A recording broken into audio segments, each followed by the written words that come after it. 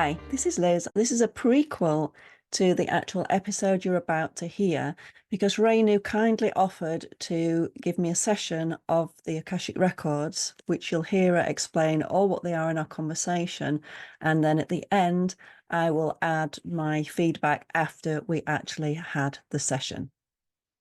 Okay, here we go. Hi, this is Liz, and welcome to my podcast, Spiritually Speaking with Liz.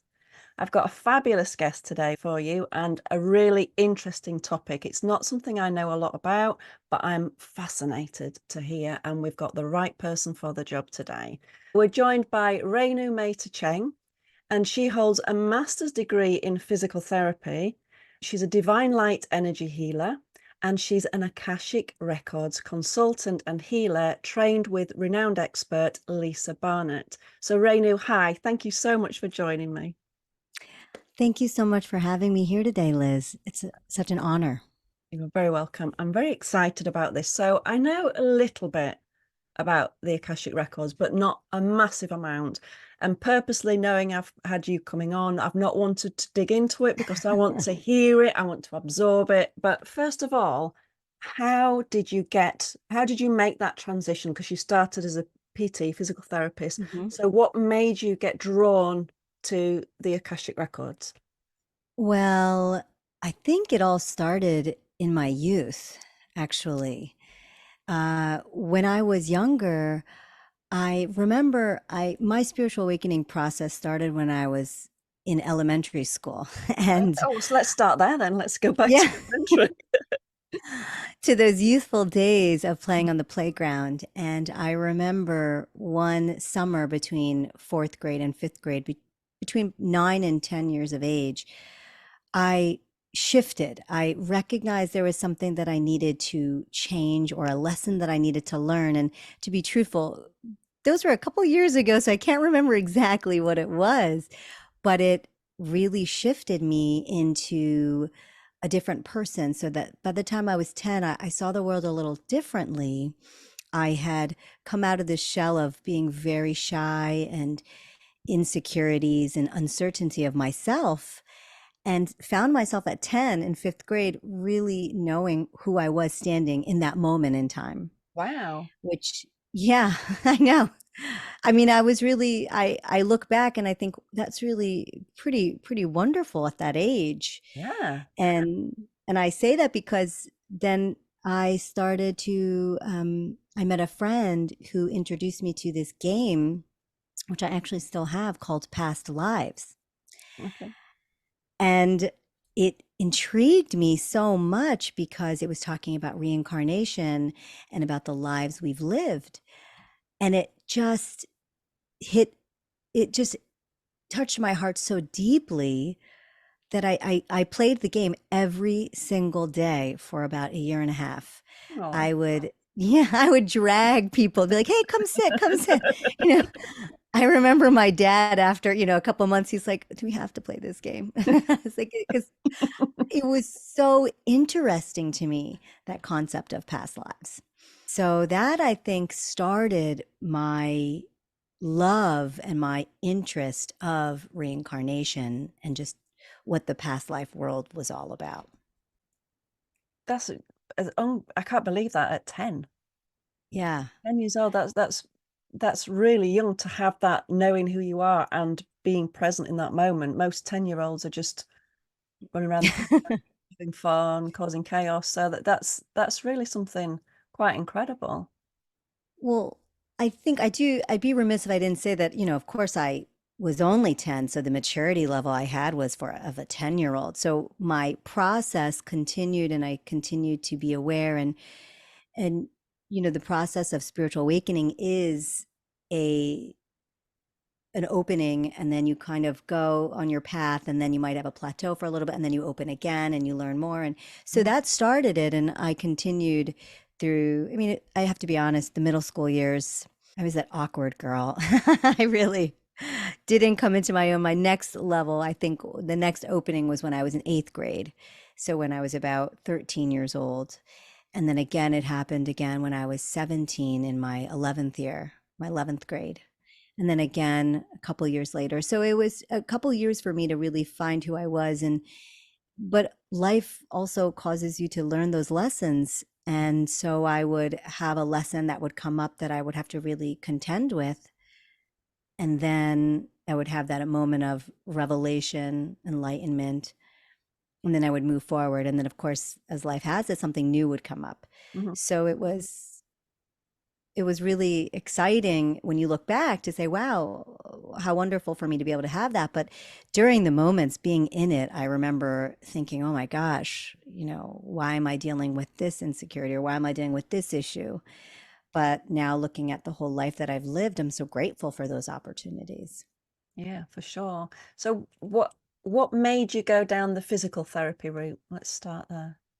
I was always, well, my father and my father was a physician, my mother's a physician. So I really wanted to go to medical school for years. But then I had a family member who was in a car accident and was in the hospital for an extended period of time. And I saw how the physical therapists had helped that family member so much. So I decided that was something that I wanted to do versus go to medical school Mhm. at that time. I was supposed to go to medical school later, but in that moment in time, I realized physical therapy was going to be such a nice road. I had seen the progress and I had seen how helpful they were for my family member. I mean, just life changing in that moment. So that was really, and that was my destined path. For I sure. know, helping Yeah. people. Yeah. Yeah, yeah, for sure. I think when you have that person that you see Mhm. something that you're just like, wow, I had a similar Yeah. thing, where you just think like, wow, this is what I want to do. And I Mm, think it just starts you on your journey. So you did your right. physical therapy training and you Hmm. worked in pediatrics, didn't you? Hmm. For over 20 years. Okay. And then what led you down the healing side? What led you down the holistic side as opposed to going down the left brain side? It's so funny when we say that out loud. It's so true. It's so I went to a physical therapy program that had more osteopathic, holistic emphasis. So Mhm. that was my beginning of learning about cranial sacral therapy and learning about hands-on, non-traditional physical therapy experience. So that was really cool. And I remember feeling so drawn to it. And having a family of very left-brained, medical orientated minds, it was it was interesting. I don't those kind of conversations, they didn't really understand it at the time. And this was going back, 20, 30 years ago. So I remember thinking, well, that was really cool, but I have to get a job and I have to work. So I couldn't really utilize those skills at that time. But once I started working in the hospital and working in school, and then started working with babies, then I remembered, oh my gosh, I learned some of this. Let me try to take a class and let me learn about it again. And that opened up my world into just a myriad of really wonderful holistic tools like cranial sacral therapy, Reiki, acupressure, working with the meridians and the chakras. And I just loved that.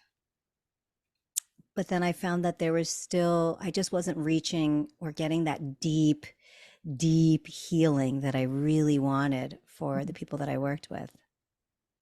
So how did the Akashic records come in? I'm so blessed and grateful to say that even though 2020 was such a hard year for so many of us, Mm. the world of Zoom opened up and changed learning and education and continuing education classes. So I was blessed enough to see, and it's all divine timing, right? I had some email came in about a summit that was coming up with these really powerful healers in the world.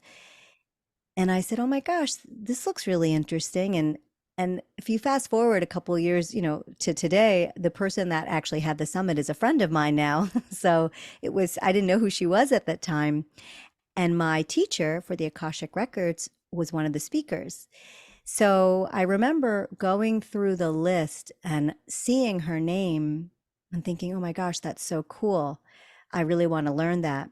And then also, my other teacher for divine light energy healing was also on the same summit. So they both stuck out to me so much that I remember thinking, okay, those are the people that I want to learn from. I'm going to write their names down and I'm going to look for classes. And that just opened my eyes up to the Akashic Records. And I took the first class and I learned how to open my own records. And then ever since then I was hooked. It was just so powerful and amazing. So can you explain to everybody what Mhm. exactly the Akashic records are? Sure. So the Akashic Records is everyone has their own individual library, and it is a recording from the beginning of the inception of your soul and every life you've ever lived up until this life. Okay. And it presents to me as a library. So every book that's there is a life that that person has lived. And everyone's library is very different, very unique to them. And everyone has their own Akashic record keepers who watch over their library and their lives. And also, there are Akashic masters, teachers, lords, but all of these Akashic record beings are there to support each individual person Wow. and to help and guide us. Yeah. So when was this discovered, or how was this discovered? Well, it was years, I mean, over 1,000 years ago, the Akashic people were utilizing the Akashic records. But unfortunately, they did not use them in the right way. So the Akashic record keepers decided to move the energy away from humans because they had used them for not the most positive purposes. Mhm. And so it was not available to us until maybe 30, 40 years ago. You could get to the gates if somebody wanted to go and access some information. They could get to the gates of the Akashic records, but they couldn't go in. And about 30, 40 years ago, I know some teachers, my teacher, other teachers in the world were given access to get into the records. And then we're told, okay, now you can share it with the world and start having classes in schools and just teaching other people to get into their own records. So how can it, so explain to us, what is the Mhm. purpose behind an Akashic record reading? Why would I come to you for a reading? Why would anybody come to you for a reading? What would they be wanting to know? What's generally Mhm. what you hear? Well, I have a lot, I mean, so many people so many different kinds of people come for the sessions, but mostly to ask about particular relationships they have, soul contracts, maybe to ask some of the big why questions. Why are we here? What is my soul purpose? But that's really more informational. But there's also the ability of healing, working on blocks, working on any karmic patterns or any vows we made from past lives, any programs or limiting beliefs that we might be telling ourselves. As we live our lives, every life we've lived, can be karmic patterns that we are continuing to have. And what's interesting is we can find them and work on them and clear them and help that person heal and release so that in the next life they don't have to attend or address that karmic pattern because they worked on it, or that vow or program, or even some of those blocks, or sometimes those really dark energies. um, you know, the word curse comes to mind, some of those kind of energies.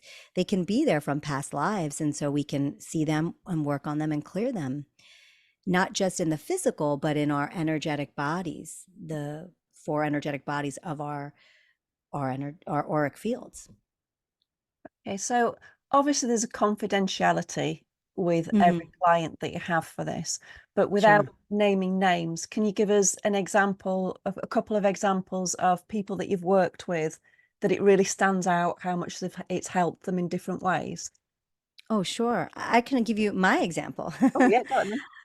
So I, as a physical therapist, have from, and what's so amazing about just life in general and just the whole Akashic realm is as I'm growing and I'm learning and I'm healing and I'm on my spiritual awakening path, I'm aware now of some of the things that I had to contend with.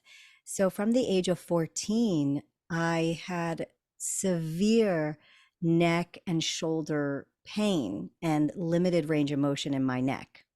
And I think deep down, that was probably one of the reasons why I became a physical therapist to work on posture and to work on the muscles of the body. But as I went through physical therapy school and I was a physical therapist for years, I could not address and clear some of that stagnant, stuck energy in my own physical body. And it wasn't until, you know, 3 years ago when I was in the records that they showed me what that stagnant energy was. And it was layer upon layer upon layer upon layer of my being a healer in past lives and having made vows of not wanting to share my gifts or my talents because I had a very untimely death or something very traumatic happen to me. And my saying, okay, well, I don't ever want to do that again, and then having a vow saying, oh, I don't want to do that. And in this life now, having all of that stagnant stuff stuck in me, I've been able to clear it by going into the records and asking and finding out what it is and then clearing that energy. Where now, Liz, I have almost full range of my neck, which I never had. Wow. And it's I mean, life changing. Now when I'm driving, it's a free world, For because everybody. yeah, exactly. For those my neighbors, but I just feel so differently and you can clear some of that stagnant energy, physically, but also it went deeper than that. It was some of that fear that I had. I'll tell you something interesting. I used to have this really nonsensical thought that if I did neck range of motion or stretched my neck, and I'm not joking, I would say my head will fall off, right? Which is so weird. As a physical therapist, I used to make people do that, but I had that deep fear because in a past life, I was shown that my head, and I don't want to be too graphic, but my head came off. I was decapitated because of what I was doing as a healer in that lifetime. And so I had such a deep fear about neck range of motion and stretching my neck because I was afraid literally my head would fall off. And when I finally put two and two together and my Akashic record keepers, showed me and reminded me of that, I thought, oh my gosh, that makes so much sense. And now, I mean, I stretch my neck all the time. It's liberating, but I had to first go through all of that to get there. So that's one example. You can use it for physical stuff. Okay. Um, you can use it for someone that feels maybe they're stuck in their life. They don't know where to go, or they just keep having similar repeating patterns of maybe relationships or not feeling that they're heard, and there might be a karmic pattern there. It can be something in the mental field or the emotional, or all three of them, a block that's just keeping them in the same pattern of not finding what they need in this life, or the relationships or the job. I mean, there's a myriad of reasons to go into the records, or it could just be informational, like those big whys. Why am I here? What's my soul purpose? Should I be in this relationship? Do I have a soul contract with this person, etc., like that. Okay. So when you're going into this, obviously you're Hmm. trained in it and that's different, Yes. but can you explain to us from your point what the process, not directly, step by step, but what the Hmm. process is and what you see, feel, hear? Sure. We are given prayers. So I'll ground a client. I'll just give them a simple, short, guided meditation to just ground them. And then I say a prayer out loud. And then I am quiet for a couple minutes. And then I will go into the records and I will introduce myself to their Akashic record keepers. And then I will ask the questions that they want to ask. And then we'll have a dialogue.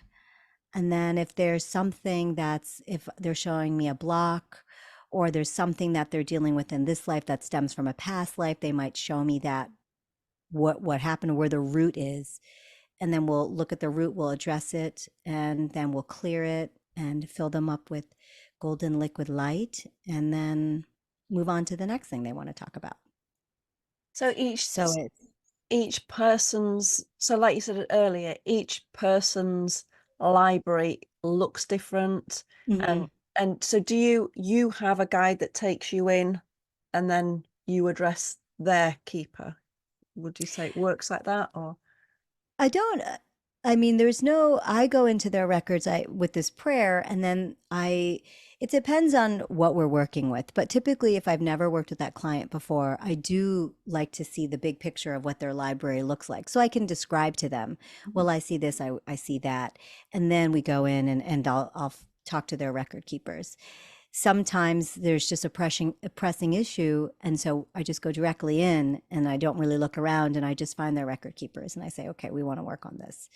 So, and sometimes there's, every session is so different. I really never know what to expect.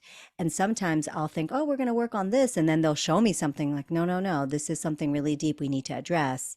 Let's work on it. And then we work on it. So it's so unique to everyone. Yeah, as you could say, so everyone's different.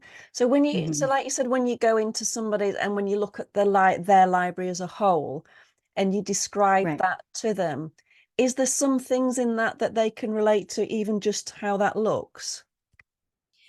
Some people tell me that they describe I when I'm describing their library, that it's their dream house, or they love the beach, and so sometimes their libraries might be on a beach or overlooking a city at dusk, or in the middle of a valley in farmland. I mean, it really all is so unique. And it's what I think that they really truly love, to the depths of who they are. And that's what I'm shown. Every Akashic record keeper also is very different because, excuse me, not Akashic record keeper, but someone that goes into the records, because everyone has different strengths, in the sense of sometimes I'll see it, or sometimes I'll just hear it. It really depends. And it also works with the energy of the person as well, because sometimes it's just a knowing. They'll just tell me, and I may not get so many visions. It'll just be like, this is where it is. This is how you have to work on it. Let's go forward. So it's very unique. But I think what's really cool is I've seen enough people to know that there is nothing very similar. Everyone is so different that I might describe something about maybe your library, for example, but your neighbor, Johnny Joe might say, "Oh, no way, it's mine is so different." So Well, that's everyone like just we has are their as own people, experience. isn't it? So Right. it makes complete sense, does that, to me? Yeah. That Yeah. everybody's it's like going into somebody's home. You know, Yes. somebody might like the clean line, everything Yes. white, Zen type thing, or you might Right. come into my house all Indian stuff, so it's all bright color, and so yeah, Sure. so that makes a lot of sense that Yes. everybody's would be unique to them and tailored to them. Yes. It's And I think the true essence of who they are comes out in the libraries. And it's interesting because I know my library, I never would have thought it looked the way it did. And it's straight. I mean, it's interesting. For me, my library is a 3 to 4 story building. It's an apartment building with some really large staircases and books. And I never would have thought that. But when I'm in it, I feel very at home, very at peace, comfortable chairs and couches. And I feel very there's just so much love. And so I do say that if someone was feeling inclined to learn how to do that, it's a great tool, because then you can ask questions. I mean, all day long you could be in your records and just ask questions about anything and everything. that's incredible. Do you know what's coming into my head? Hmm. And I'm thinking, wow, I wonder if this is linked to Akashic Records. I've always had this it's not a dream, it's not a vision, I don't know what I'd call it really, of from being young, that Hmm. there's this big room that I'm in, and it's got, like in these fancy libraries where they have the ladders that slide along. Yes. and then Yes. and that's my library behind me, and I can Mm. go up, and it's really, like when they're telling you something, it's really like coming in as this vision really strong, and I'm thinking, wow, I wonder if there's any link here. I'm hearing that, yes, that could be your library. And I don't know if you have a strong vision of it, but I'm seeing a circular window with white and a lot of sun and light coming in. Hmm. I don't know if that resonates with you, but that's the vision that I'm getting. Hmm. But Oh, yeah, it's making me, one, want to have a reading, and two, wanting to train and everything. I know. And the training, there, my teacher, I learned with the Akashic School of Knowing. And the there's a one class where it's just a beginner where you can learn how to go into your own records. And you could even do it by a book. My teacher, Lisa Barnett, actually wrote a book.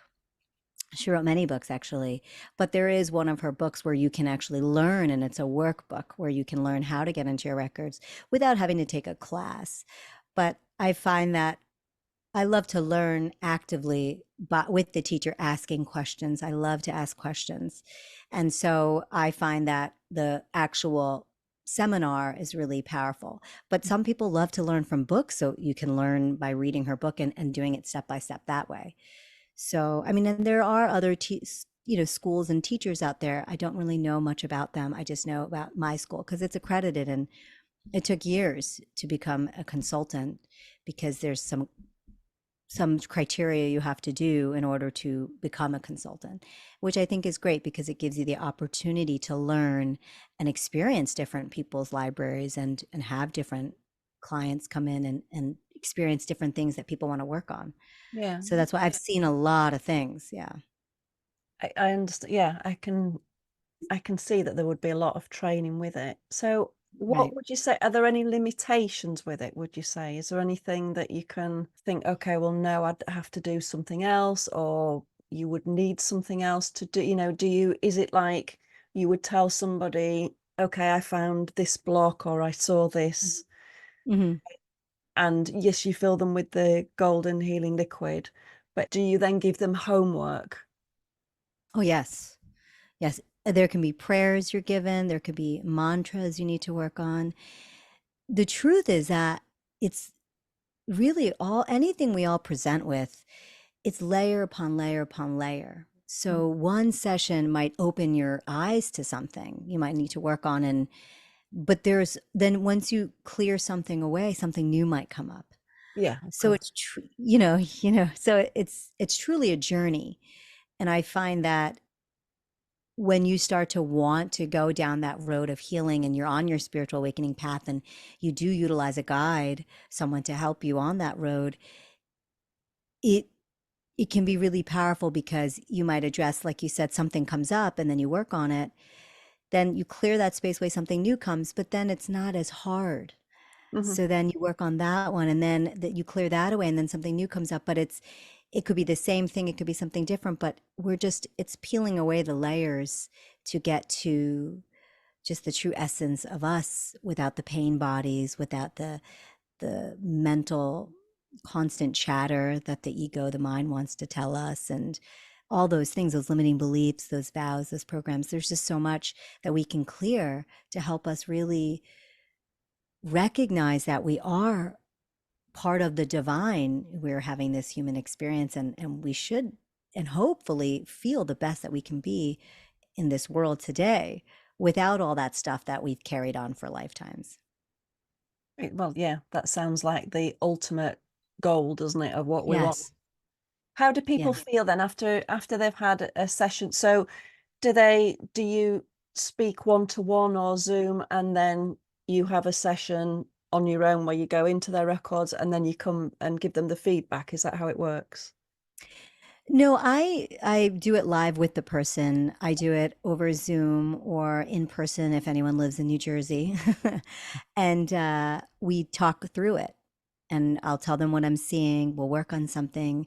A lot of active participation because if I just do all the work, what ends up happening is that they when there's no active participation, then it's kind of those days of the person doing, the healer doing the work is really old now. It's really about the person coming in and wanting to work on it, and they might have to say something, a mantra, or do some tapping, some energy work, or have a discussion or recognize what is being brought up at the moment, and then talk about it, and recognize the fear, or find the root cause in this life, or I mean, gosh, who knows? But it's a team effort. We work on it together. Yeah, And that's good. people, And you're bringing on all your skills as well, aren't you? All the other courses you've done all comes in at that moment as well with how you can guide the person. right, right. And then when they're done, it could be tiring because the Akashic energy is very, very, very heavy and it's high vibration. So they might be tired. But then after a couple days of releasing and clearing, typically I find that they feel better. And then something new might come up. And hopefully not right away, but something might come up to say, hey, I think I need to work on this. Or I feel really great about that. Let's work on this. Or I need to delve a little bit further about what we did to understand it more, or I'm finding a different avenue about it that's really affecting me, etc. So it's just it's a journey, but it's a really liberating light journey, I feel. Hmm. And how often do you go into your records? Daily. Do you? Yeah, I almost every morning, and then I spend the day in my records. How Just would that explain how that would work for us? Do you do that like in a meditation and you think, oh, I'm going to pop in? Or is there something that you go into them and then you would have a meditation afterwards? Or does it not involve meditation at all? it's so funny you say that, because this morning I was told I really need to start doing more meditation in the records.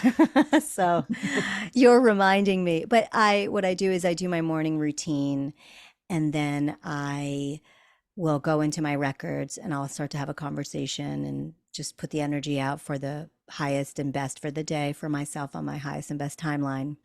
And then if I have any questions about anything, I'll ask them. And I just keep asking questions, or I'll just keep the energy with me.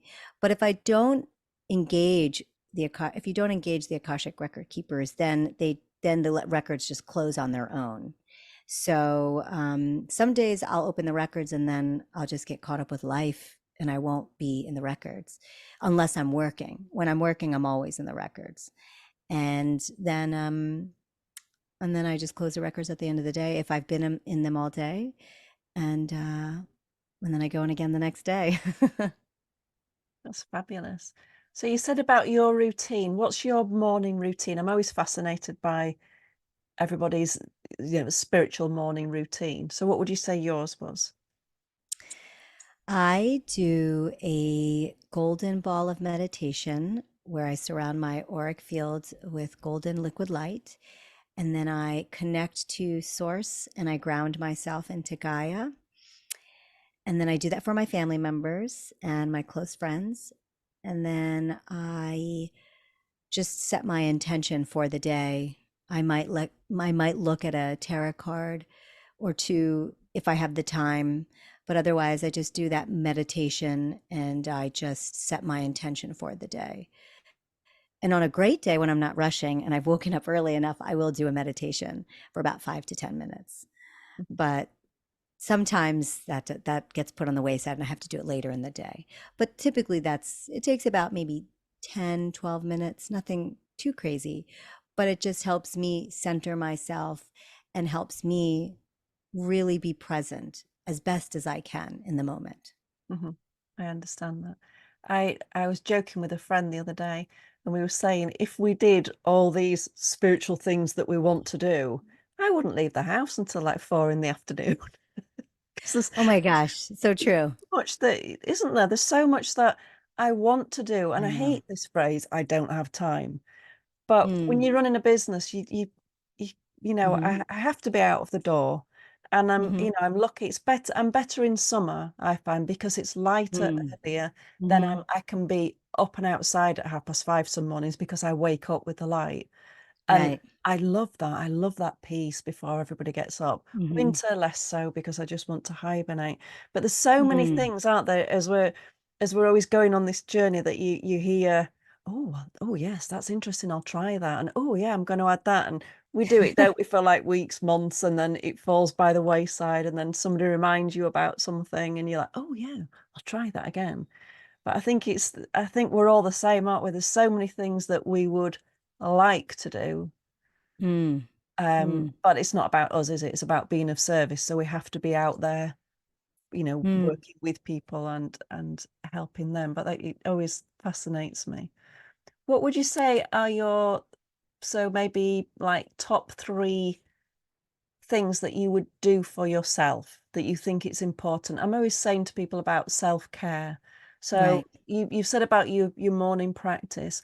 What else Hmm. would you bring in to your day that that provides self, not necessarily on a daily, but that just Hmm. provides you with self-care? What does Rainu do to get, feel relaxed, feel connected, apart from what you've told us? Well, definitely meditation for sure. That's huge. That's really, really, really helpful and powerful. I exercise because I find that just keeps me more in my own physical being and really grounds me. So either I run or I do yoga or I rock climb. So something that really helps me keep myself as strong as possible, but also as physically present. Mhm. And what else do I do? I guess I try to eat as clean as I can. I find that that really does affect my vibration, and it really does make a difference Yeah. Yeah. because when you're bogged down, you just it just doesn't feel so great, and I find that it affects my level of energy, and also when I'm going into the records, I'm a little bit sluggish. Mhm. So I noticed that's a big one. And then just playing with my kids and with being with my family and just being as present as possible. That's really the goal of every day, as Yeah. best as you can with chaos of little children and work and life and you know, How old are your and all children? of that. My daughter will be 10 next month and my son is 7. Oh, nice Yeah. ages then. Yes. Lovely little souls. They're just such wonderful human beings. I'm really blessed with them. Oh, that's lovely. I tell you, it's making me think. I did a podcast last year with Marissa Crane, and she does Mm. Qigong. And Mm. that's more a summer thing for me because I like to do it outside with my feet Right. brown. But when I found her Yochi, she is on YouTube, and Mm. her practices, but I think that'd be quite good for kids as well because you're being animals or shapes or Yes. so it sort of brings that in. But I found that I'm looking forward to it doesn't seem to work for me inside the same for some reason. I think when you connect with earth, with Mother Nature, and you're barefoot in the grass Mm. and you're amongst the trees or just feeling the wind in your physical, in your hair, it's just life changing. Just Now back to you. So you very kindly got a free gift, haven't you? For yes. and the viewers. Would you like to tell us about that? Sure. It's at a website called www.spiritualawakeningkit.com. And in it, I have audios for people, kind of like what I do every morning, the golden ball of light meditation, a column of light to just ground yourself, talking a little bit about spiritual awakening, and some meditations to help you in your morning for your morning practice, just to have ground yourself, but to really appreciate and command things into the universe. So it's just a it's actually what I do in the morning, but I put it out there for the world. And I just find that it is just such a nice, if you don't have a morning routine, it's a nice thing to follow through and do yourself so that it keeps you on pace and keeps you accountable, I guess you could say. Oh, that's perfect. So all of those details I'll put in the show notes, um, Wonderful. along with Rainu's website, how you can Mhm. contact her. social media, everything. I'll pop down in the show notes and then you can bob over and have a look. That'd be really great. I'm looking forward to listening to that. Okay, so we're back and I've just had my session. So I thought we'd put this add-on bit at the end.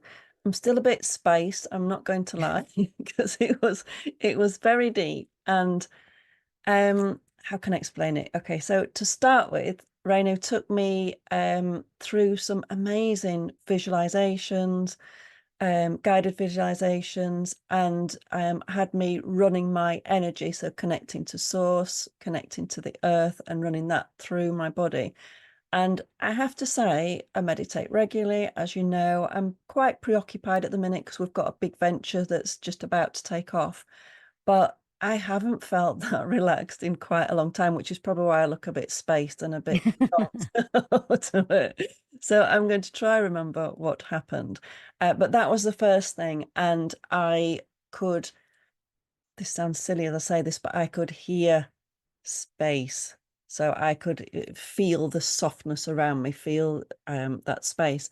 Um, so Rainey does as she opens the records. Now, I love it as she's talking to. Is it your guides that you're talking to, and are they relaying it through, or is it the Akashic record keeper or my Akashic record keeper? Who during the when you're in the records, who is it you're speaking to? I'm speaking to all of the above. All I'll speak to my record keepers, your record keepers, my higher self, your team, my team. That's why when you said it was very crowded, there were a lot. I called in everyone for that session. Yeah. this room was full. So I found it really endearing your conversation backwards and forwards because Rainey would ask me a question and I'd be formulating it and then she'd be coming back with what they were saying and I was like, well, yeah, okay, that's right. But I physically felt the sense of this room being full of people. I'm just going to check my notes. So one of the questions I asked was, am I on purpose? To which she said partially, which I was a bit like, dang, because I thought I was. And I'm going to sit with this and really look into this. But what they were saying is that I need to be going back to the hands-on therapy, which I've done Mhm. years ago. So I came back with my excuses that my hands hurt and I physically can't do it. But they were having none of that. And so they've given me a lot of food for thought on that one. So watch this space with regard to that because there's more coming. The one of the other things now, part if you remember in Reinu's story, one of her big things was her neck and how she got the release when she had her records read for the first time. So I asked her about my neck, which has been on and off a problem throughout my life, and particularly bad the last couple of weeks on this side. So she immediately pinpointed where it was before I told her, or they told her, and said, okay, let's just go through, sit quietly, palms up as you sit, close your eyes. And immediately as she said that, I felt like a gnarly little person come in and they were fidgeting around my neck. And it wasn't very comfortable, to be honest. It was quite sort of like, oh, what's going on here? Like you're having somebody's fumbling around looking for something. So it was quite weird. And then it felt like they took something out, Mhm. like a shape of something out, and the neck pain went, and then I could feel it in my shoulder. I didn't tell her that. She told me that, or they told her that. Get confused with the he and the she and the theys.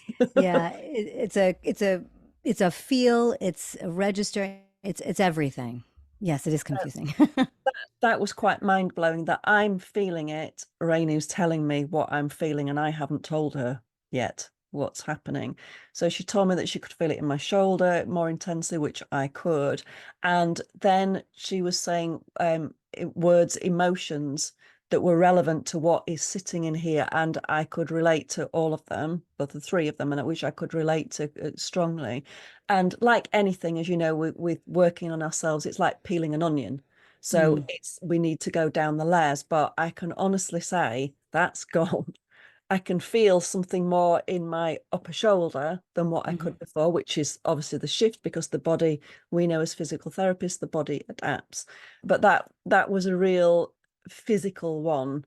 And, you know, Rainu's in the States, I'm sat here, and it's, yeah, over Zoom, and it's mind blowing.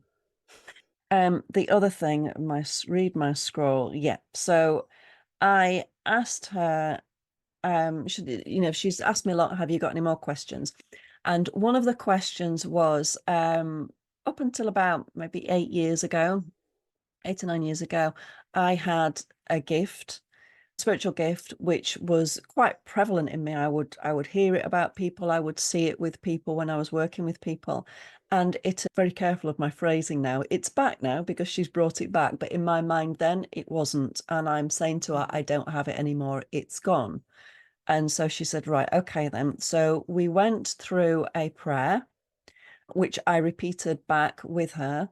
And then she's just again brought me back to a meditative state and said, okay, I want you to try it out on somebody. So I had somebody in mind to try it out on, somebody who I know would have permission. So I haven't gone into anybody's energy who wouldn't allow it. And it was there. It was back. So that I know, that I'm really excited with. So there's a lot more and I need to process a lot more, but I have to say it was quite mind-blowing, really. It's not, Well, I'm not saying that in a surprised sense because I never doubted you and I knew you had the gift, which is why you're on the podcast in the first place.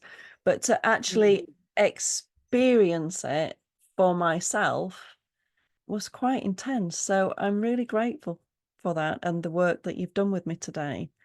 And Rainu, we've said this before, but Rainu has prepared a gift for you and me, which is going to be in the show notes below. And within that, there's some of the guided visualizations that you use with me today, isn't there? yes. What else is in it? There are some strategies to help command energies into the universe, to help you feel like you can have some type of control in your life. Talks about spiritual awakening, the golden ball of light, some meditations. It's something I do every day that I felt would be so nice to share with everyone. And I'm so honored to be able to work with you today, Liz, because it is really an honor to work in someone's records and to work on a healing journey. So I'm so glad that you had a good experience. I had So thank you so much. yeah, I had a wonderful experience. Thank you. And thank you for inviting me. And you can tell by Rainu's voice because she's very calm, really beautiful voice. So you're going to love the meditations. I can see that from experiencing it firsthand now. So I just wanted to put this little interjection after our podcast, just then you know what you can experience with Rainu. Don't think about distance being an issue because it really isn't. I can tell you that because I've just experienced it myself. I'll put details below as well of how you can book a session, or you can maybe email and just have a little chat with Rainu just to you know sound it out. Would this be you know, do you think this would be something that would work for me? But I can tell you I've got lots of notes scribbled, and Rainu's going to email me, aren't you, tomorrow with the prayers that I have to do, I want to do to bring everything online, and other little bits and pieces that you just forget, you just don't want to come back. So again, thank you so much for that. I really appreciate it. And thank you for joining us. And thank you for your free gift. So guys, don't forget, download that. Links in the bottom. And I'll be back again very soon. Bye.